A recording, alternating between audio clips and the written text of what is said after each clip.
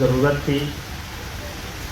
तमाम दूर से आए हुए मेहमान और डायस पे मौजूद मेहमान को आदाब और लखनऊ शहर के तरफ से उनका स्वागत है, खैर मकदम है। मुझे जो हुक्म है वक्त के टॉपिक पे कुछ हमें विस्तृत बात रखनी है। मैं और शाहिद साहब पिछले तवील वक्त से वक्त के रिफॉर्म पे काम कर रहे हैं। शाहिद साहब ने दिल्ली के सरजमी पे एक रिवोल्यूशनरी कदम रखा और काफ़ी तस्वीर उसकी बदली, लेकिन जहां इस वक्त के साथ जो छेड़छाड़ या आप ये कह सकते हैं कि एक संशोधन के साथ तरमीम लाया गया है, ये एक ख़तरनाक कदम है। हम यहाँ पे जमा हैं संविधान के स्वरूप को बचाने, जिसमें संविधान ने हमें आपको सम्मान, अधिकार सुरक्षित और सुनिश्चित करता है। हम तमाम अहले वतन की ये जिम्मेदारी है कि हम इस संविधान की सुरक्षा के लिए संघर्ष और कोशिश जारी रखें। वक्फ बोर्ड या वक्फ के संपत्तियों पे हमला ये पहली बार नहीं है। आज़ाद भारत से पहले और आज़ाद भारत के बाद और हम एक नए भारत में प्रवेश कर चुके हैं। ये पूरा स्ट्रक्चर जो है, जो वक्फ संशोधन विधेयक 2024 है, ये राजनीतिक है। इसका संविधान और वक्फ संपत्ति के बेहतर और गरीबों के मदद के लिए एक बहलावा है, धोखा है। हम इसको साधारण लफ्ज़ों में ये कह सकते हैं कि वक्फ संपत्ति को हड़पने की एक नापाक साजिश कदम है। इसका उन्वान 2023 में ही शुरू कर दिया गया था इस तरमीम के लिए, और इस तरमीम को काफ़ी हद तक अमली जामा पहनाकर इसको टेबल करने की कोशिश हुई, लेकिन शाहिद भाई और तमाम ऐसे लोगों ने मिलकर इस पे एहतजाज किया 8 अगस्त 2023 में। तो गवर्नमेंट ने चुनाव को देखते हुए इसको रोक दिया। अब ये हमारे सामने है, 8 अगस्त को ये टेबल किया गया है, जिसमें शोर शराबा की वजह से तमाम जेपीसी के सामने लोगों ने अपने सुझाव प्रस्तुत किया है, जिसमें उदित राज जी ने भी आपको ब्रीफ किया है। जिस शख्सियत का इन्होंने नाम लिया है, ज़कात फाउंडेशन के वो चेयरमैन हैं, सच्चर कमेटी में भी उन्होंने काम किया है, और एक खूबसूरत तस्वीर जो है उन्होंने वक्फ और वक्फ के साथ समाज के साथ जो संविधान का छेड़छाड़ हो रहा है, एक बहुत तवील चीज़ है। मुख्तसर कहना ये है कि 1923 में पहली बार वक्फ एक्ट में एक बिल पेश किया जाता है जिसका नाम था मुसलमान वक्फ एक्ट। 1925 में एक सिख वक्फ एक्ट का जन्म होता है।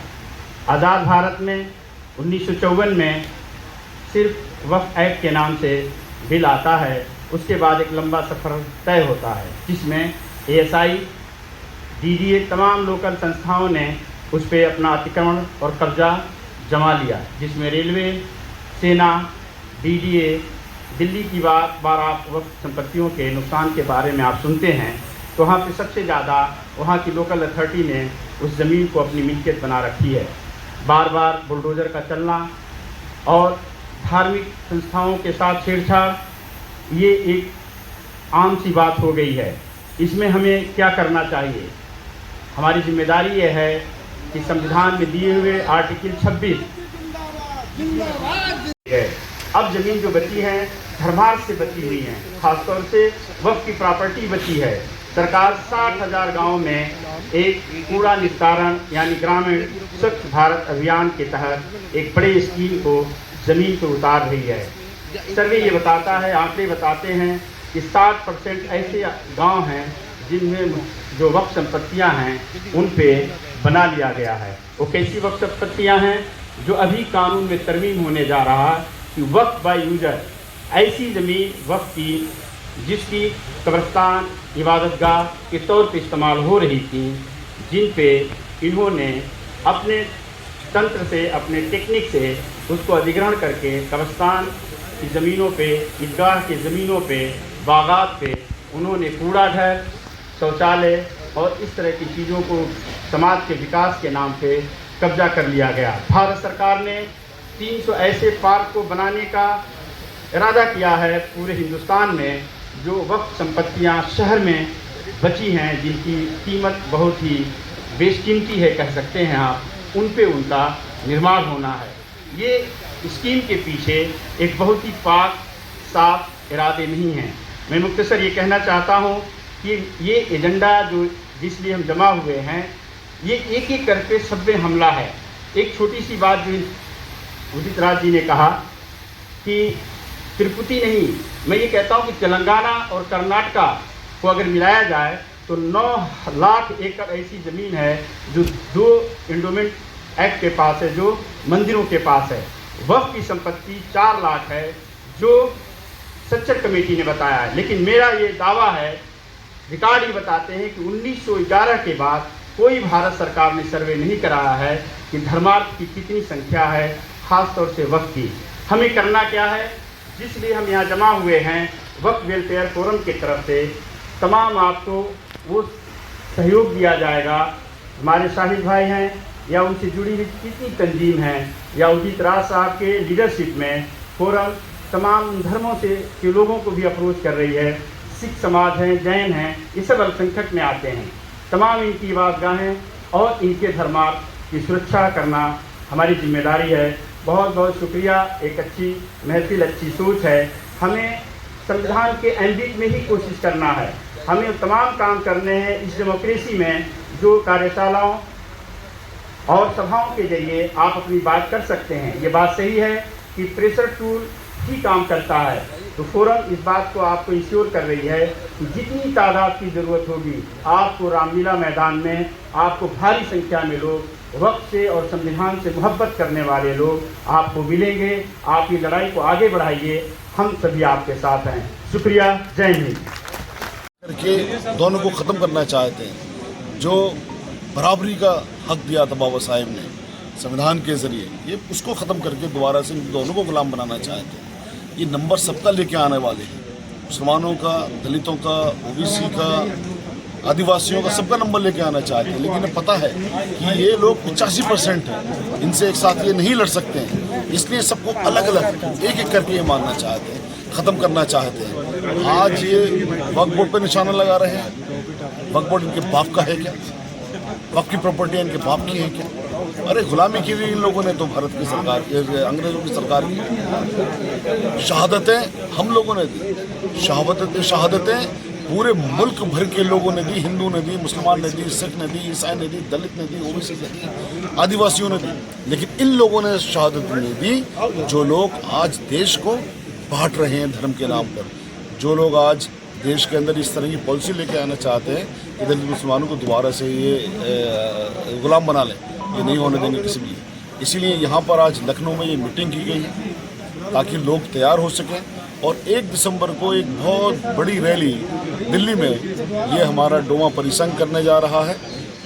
ये हमें उम्मीद ये है कि हम लाख से ज़्यादा लोग वहाँ पर पहुँचेंगे। उसी की तैयारियों के लिए यहाँ पर आज लखनऊ में मीटिंग की गई है। लखनऊ में मीटिंग अल्हम्दुलिल्लाह बहुत कामयाब रही। यहाँ पर तमाम 18 ज़िलों के लोग यहाँ मौजूद थे। और हमें उम्मीद ये है कि हमारी जो दिल्ली के अंदर 1 दिसंबर को मीटिंग है, वो ऐसी ऐतिहासिक होगी कि भारत की सरकार को झुकना पड़ेगा। जो ये तोड़ने की कोशिश कर रहे हैं, हम इनको तोड़ने नहीं देंगे। क्या आपके ये परिसंघ जो है लड़ाई संसद और संसद के बाहर, अगर ये सरकार बिल पास करती है तो आपकी लड़ाई में क्या ये मुद्दा होगा कि उसका लड़ाई कानूनी और कानून से पहले यानी संसद में भी आप लड़ेंगे?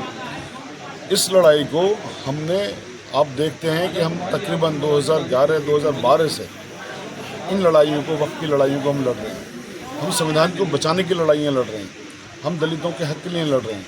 हम बाबा साहेब के हक़ के लिए भी लड़ रहे हैं 2010-2011 से। और ये लड़ाइयाँ हम कोर्ट के अंदर भी लड़ रहे हैं, सड़क पर भी लड़ रहे हैं, संसद के अंदर भी लड़ रहे हैं। कोई जगह छोड़ी हुई नहीं है लड़ाई लड़ने के लिए। इसीलिए यहाँ पर जो ये कोऑर्डिनेशन कमेटी है, अभी जब वक्त के अंदर ये अमेंडमेंट लेके आए, आपने देखा कि हम तमाम जो भी जेपीसी के मेंबर थे उनसे मिले, तमाम एमपीओ से अदरवाइज भी मिले। सड़कों पर हमने लड़ने की कोशिश करी, लड़ रहे हैं। हम कहीं भी किसी तरह चैन से नहीं बैठे। हम आपको यकीन दिला रहे हैं कि जिस भी तरह की लड़ाई लड़ने की ज़रूरत पड़ेगी हम वो लड़ाई लड़ेंगे। हम किसी भी तरह से वक्फ अमेंडमेंट बिल को पास नहीं करने देंगे। हम दलित मुसलमानों को दोबारा से गुलाम नहीं बनने देंगे किसी भी तरह से। शुक्रिया। ये अपने आप में कोई संगठन नहीं है, लेकिन सभी संगठनों का एक कोऑर्डिनेटिव बॉडी, उसके माध्यम से आज भी कराया गया। हमारे सहयोगी राष्ट्रीय महासचिव साहिद अली जी ने इनिशिएटिव किया आज, और इधर तारिक गाजी जी हैं। और मकसद यह है कि पूरे उत्तर प्रदेश में 17 जिलों से लोग आ जाए और 18 जिले से लोग आए, और निरंजन जी हमारे साथी हैं। यहाँ से जागरण करके और 1 दिसंबर को लखनऊ में, 1 दिसंबर को दिल्ली के रामलीला मैदान की रैली में पहुँचना है। बहुत सारे लोगों ने अभी 100 टिकट 200 टिकट का रिजर्वेशन तो हमारे यहाँ हो भी चुका है और यहाँ से हो भी चुका है। अब लखनऊ से भी सैकड़ों लोग, हज़ारों लोग जाएंगे। पूरे उत्तर प्रदेश से कई हज़ार लोग जाएंगे और दिल्ली की रामलीला मैदान की रैली में 1 दिसंबर को संविधान बचाने के लिए, वक्त की प्रॉपर्टी बचाने के लिए, आरक्षण बचाने के लिए और जाति जनगणना के लिए